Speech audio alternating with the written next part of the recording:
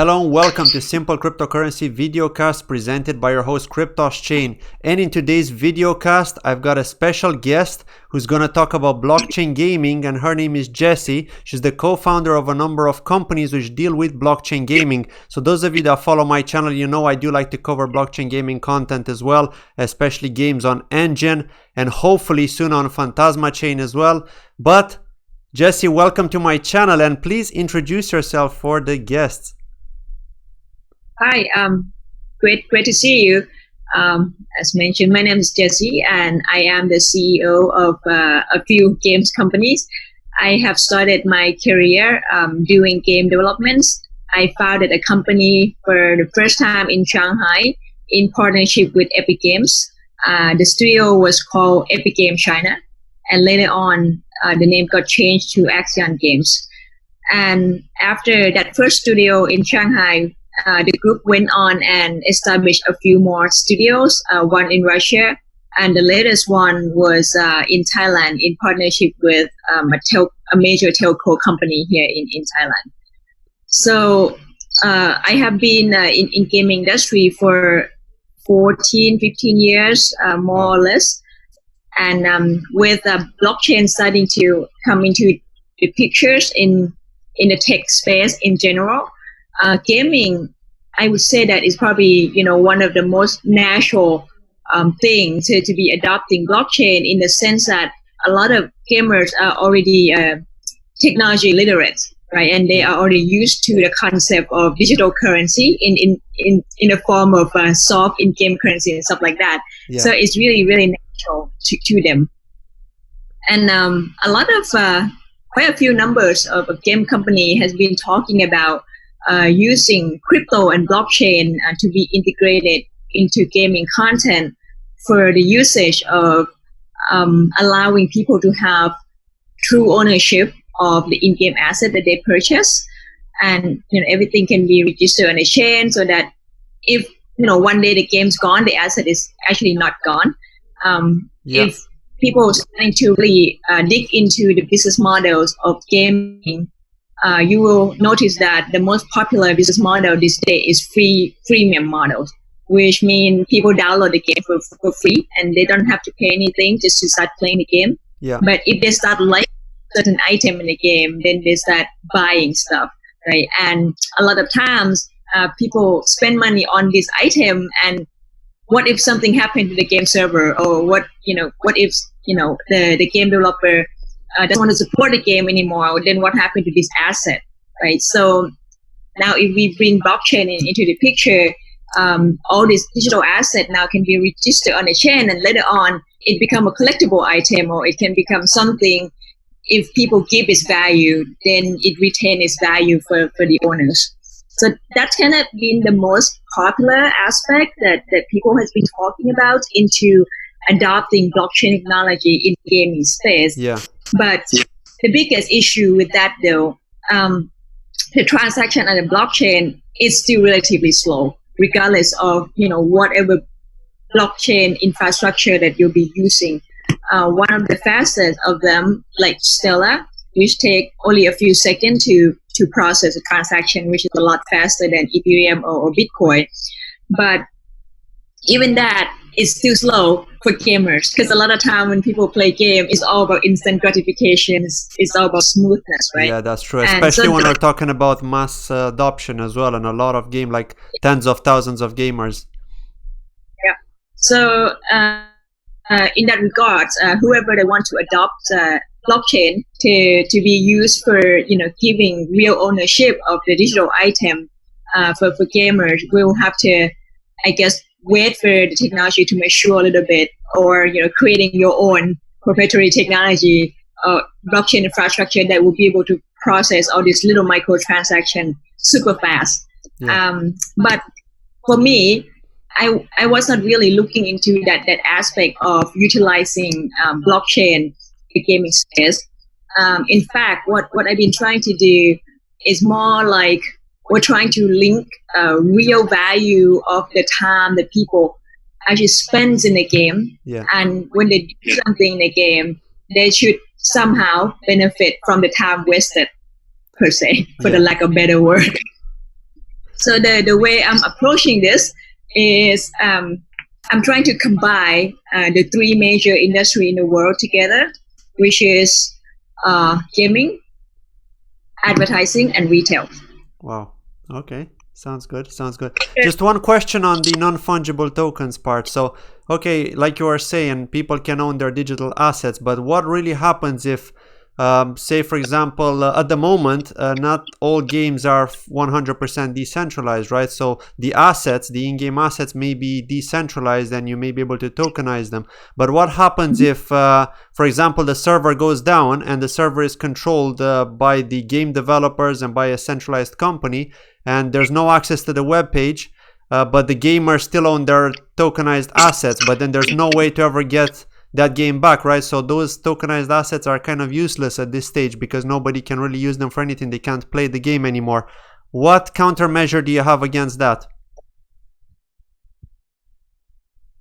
Well, I think first of all, it's probably crucial that they have to decentralize all these holdings, right? Into, that's the whole point of blockchain, actually. if you're still keeping it on the company server, then, it's kind of defeat the purpose of even it bother to putting on blockchain to begin with. Yeah. And then, I think for all these items later on, even though it cannot be played anymore in the game, but some of the game, it has emotional value to the gamers or to the player or to the fans of the IP itself. Yeah. So all this asset then become collectible. Just like when people pay ridiculous amount of money for some painting that sometimes you just don't get, like what the hell does it look like? Yeah. But antiquities and stuff like that. Yeah, stuff that are of value, emotional value to people. Yeah. Yeah. Yeah. So, but that's kind of a problem. Right now, I think we will have to wait until the technology, the underlying technology, and the blockchain side of things become more mature. Because as far as I know at the moment, even you're trying to store information on the blockchain itself, it's very expensive. Yeah. So that's true. I would say on that front, people want to use it. They kind of see where it should go, but I say it's still not quite there yet. And that's one of the reasons. Also, I try to take another approach into applying the technology into the space, into something that is closer to real life activities per se. Yeah. So what I've been trying to do is how I tie the three industry that I mentioned prior together is if you really look into gaming industry, everybody knows that gaming industry is big, but they probably don't realize how big. Yeah, that's true. If you share the information with the audience, gaming industry now is the biggest entertainment media on earth. Yeah, it's larger than movies and music combined. Together. A good example is on YouTube, PewDiePie. If you've heard of PewDiePie, a lot of gamers heard of PewDiePie, and he actually grew his channel on YouTube, and he's one of the biggest channels, if not the biggest, I believe, especially when it comes to gaming. Everybody knows about him. He's got like over 20 million subscribers. So this just shows you, and he talks mostly about games like Minecraft. So this just shows you how big the industry is and how many gamers are actually following this guy. Yeah, just to grasp the idea and the concept. Yeah. Basically, about 40% of the Earthlings are now gamers. Wow. So that's a lot. As you on the street, you meet two people, you can assume that one of them is gamer. Yeah. That's how big game is these days, and still growing double digit every year. For the past 20 years also, the revenue for gaming industry has never declined, not even once, and it's been resistant toward any economic downturn. Pretty amazing. Nice. So now we know that gaming is big, but another thing that's even bigger is actually advertising. Yeah. So the size of advertising industry is actually 5 times bigger than gaming. And the fastest growing sector of the advertising industry is a digital ad. Digital ad is costing nearly 50% of the advertising value around the world and still growing really fast. So within the next couple of years, obviously it will surpass any other form of advertising around the world. But gaming being the largest entertainment media on earth, advertising in the gaming space only take up about 1% of the digital advertising representation. So Wow. there's some missing gap right there that need to be filled. Nobody is exploiting the gaming real estate or the gaming space to really push out commercial content to the gamers or to the audience. And this group of people is the generation that a lot of brands and the retailers are wanting to get their loyalty, get their brand exposed to this group of people. A lot of brands are already starting to look for strategy to get closer to Generation Z, which is the gaming crowd, right? If you really think about it. So this is how like the three industry kind of come together with gaming, advertising, and retail. And the way that I'm tying it all together is I have identified that the reason that advertising in the gaming space has not really taken off because the form that is presented to the audience is annoying as hell, right? If you're playing the game, being an interactive media where you all into the content, and then here you go pop up ad, some pop up banner or some video for 30 seconds, and then it's this gameplay, and it's create frictions. And instead of those ads being effective or adding value to the brand, it might cause the opposite effect where people feel negative toward those brands because it is disrupting their gameplay.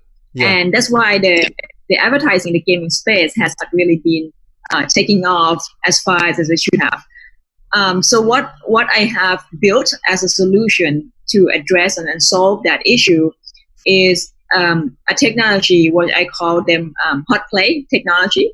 Pod play. So what the pod play. Okay. So what the technology does is it would allow the brands or the ad agency to go into the game and change the real estate in the game or the asset in the game into a commercial content on demand. So if you think about it, before there's a form of native ad in gaming space, but it's all permanent and it has to be dealt with prior to the game being built. So if you're a game company, you might, let's say if you're going to build a racing game and you know that there's going to be a few signs in a fast track in the map, and you may go to some car company and say, hey, there's a space for the sign here in my racetrack. Do you want to buy this space, sponsor the making of the game, and I'll put your sign in the game.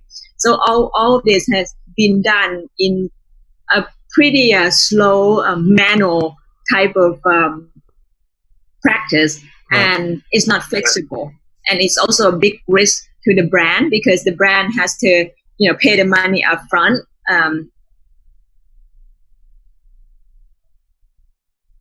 How many people are going to be playing those games? Yeah, that's so.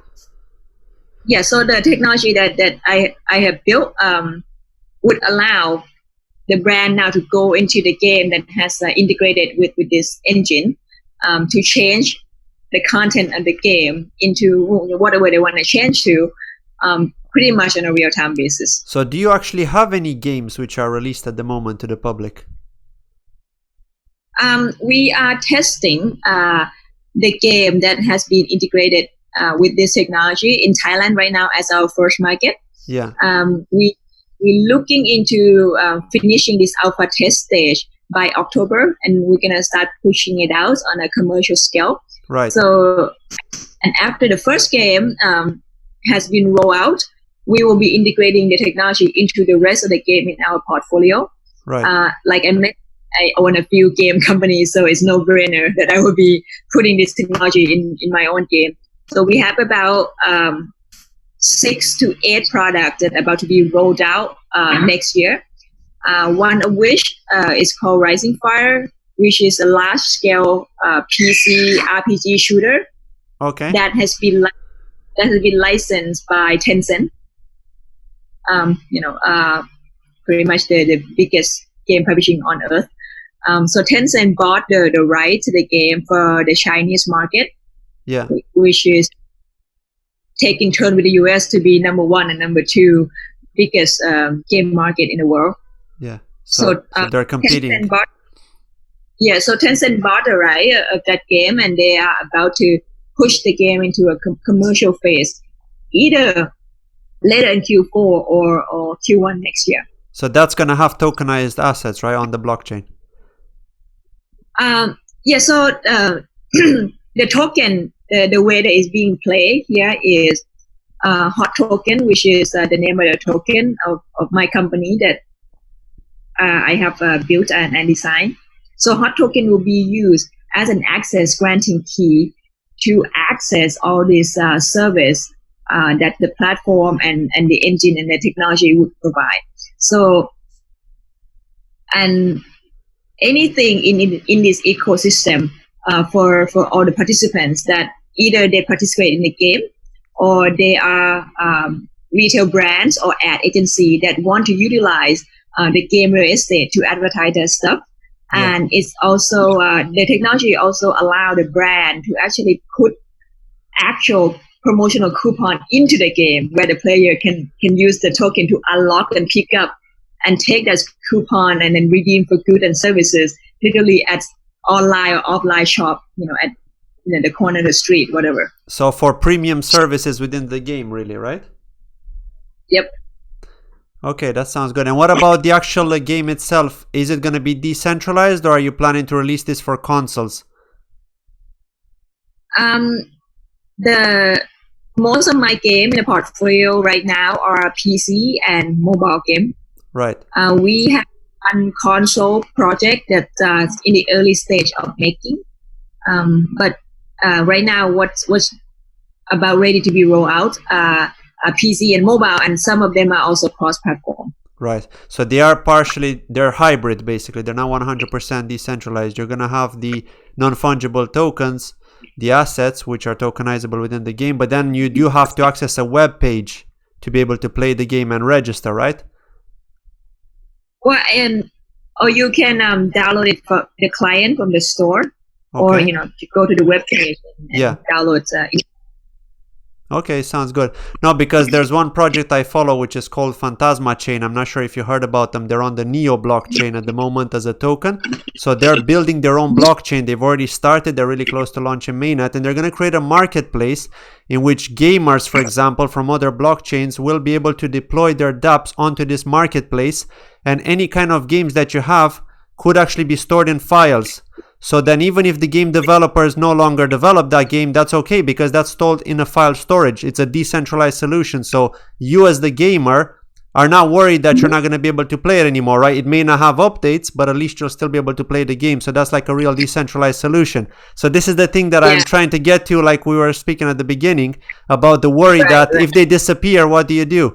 So this is the reason why I'm really bullish on this project personally. And they've already got a partnership as well with a gaming company called Goatee Entertainment. I'm not sure if it sounds familiar to you. They were working with Metal Gear Solid and Gran Turismo as well. They've got a bunch of developers. But this is the sort of stuff that a lot of gamers are looking forward to, because the concern with websites is like Ontology, for example. They've got a number of games. Mix Marvel has developed 2 games, Hyper Snakes and Hyper Dragons Go. I'm not sure if you're familiar with them, in which you can grow dragons, do all kinds of things, battle with the dragons. But the problem is you're accessing a web page.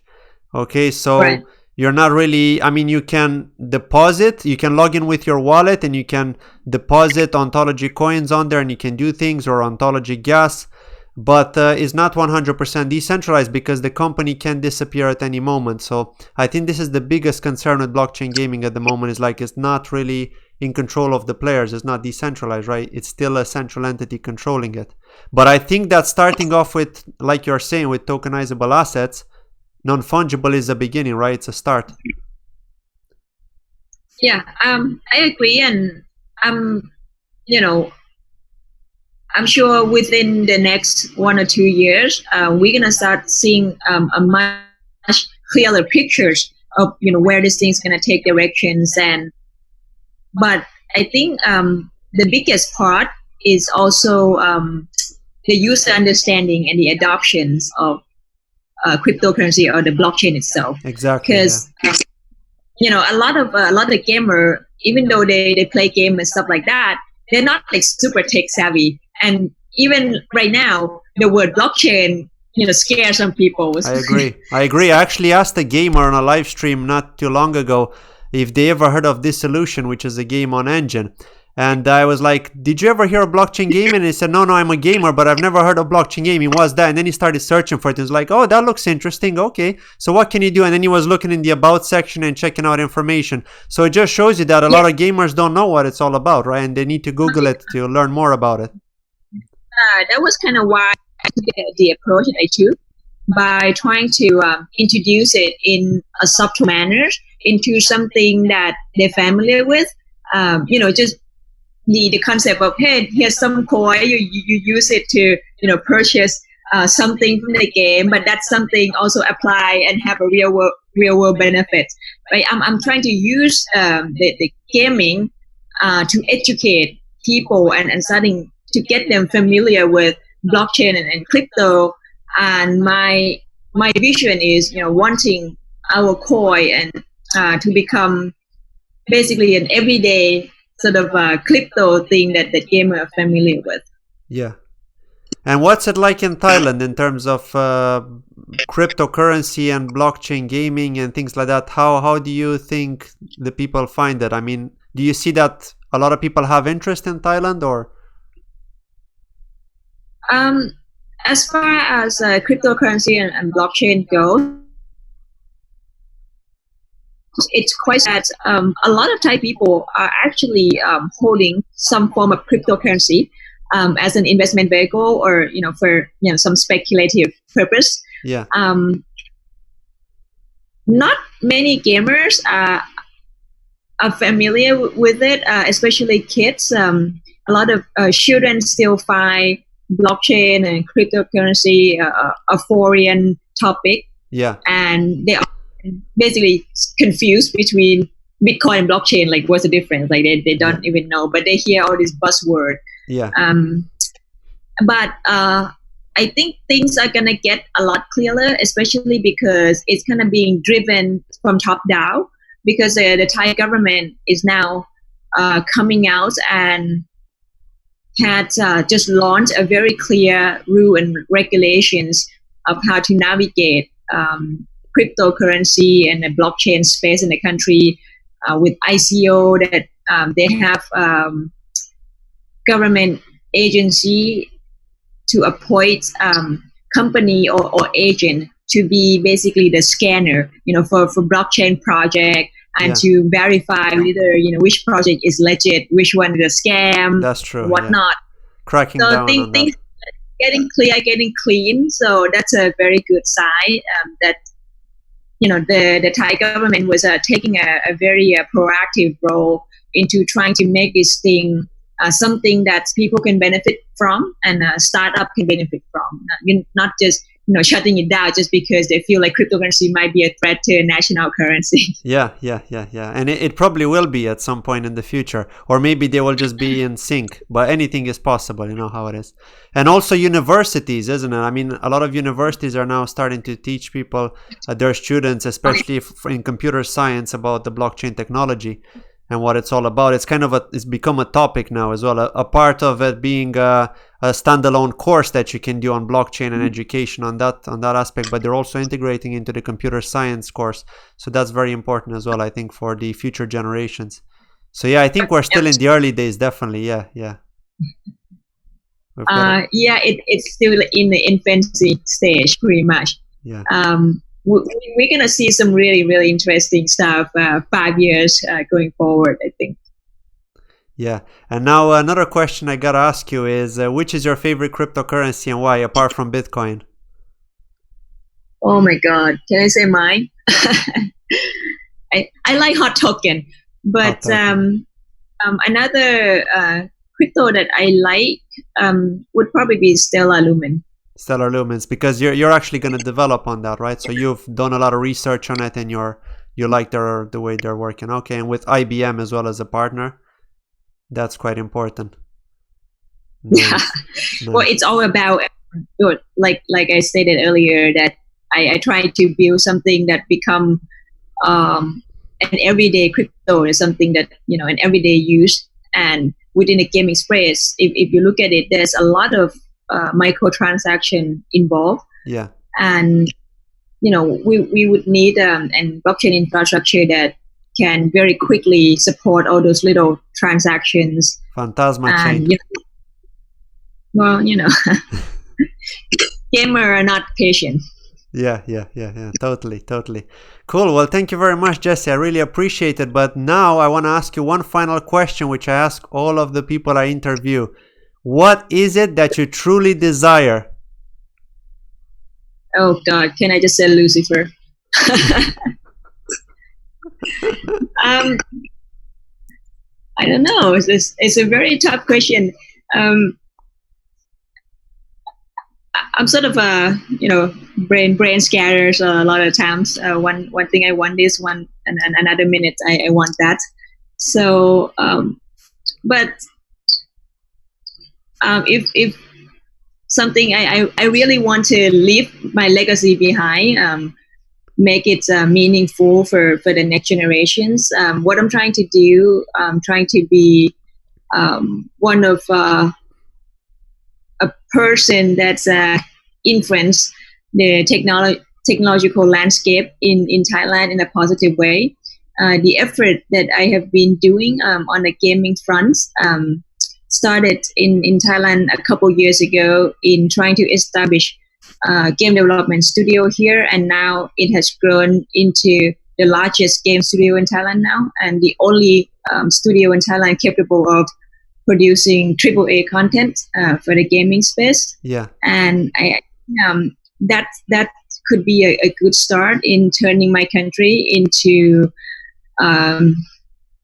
technological hubs for Southeast Asia, because I looking at gaming as an entrance gateway for young people to wanting to learn about technology, right? Like, I like to play game. That's why I want to learn about technology behind how to make game and all these programming languages. Yeah, it inspire a kid, and it sounds like fun, because why would anybody want to get into engineering if you're just like, oh, you're gonna come and do a server maintenance, learn about database? It sounds super boring, right? I work with databases. I'm a boring guy. You come and learn this stuff, and you can make cool game, right? And all the kids are like, oh yeah, I want to make cool game, and they're starting to come and learn and be technologists, be programmer. And another thing that's really important in the game space, and it already is very important to any other industry, is the data analytics. So yeah, definitely, I agree. And predictive analytics as well. I think that's also big data and this kind of technology now. Yeah. Cool. Well, thank you very much, Jessie. I really appreciate your time. Thank you for joining, and I hope to talk again in the future when we have more progress from our company, and maybe when you launch the games, and then we can go into them and have a look through. Thank you very much. Have a lovely day, and see you in my next video. Don't forget to hit the likes and subscribe if you're new. Take care. Bye-bye.